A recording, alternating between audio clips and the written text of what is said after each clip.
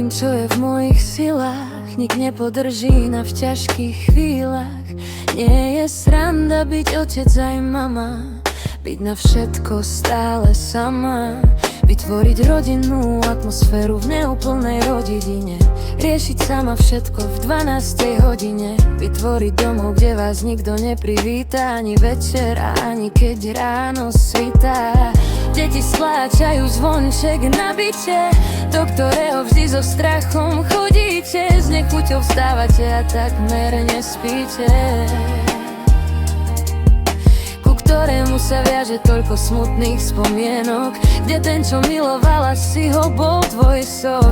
Bolo počuť viac krík a plať ako smiech, ignorovala sa každá úražka, facka, hriech. Málo kto tušil, čo deje sa za zavretými dverami, a nevie dodnes, hoc je to už dávno za nami. A tí, čo vedeli, sa robili hluchí, nemí, slepí, ba dokonca boli z môjho nešťastia happy, keď tento mal nás chrániť. Vedel by ma zabiť.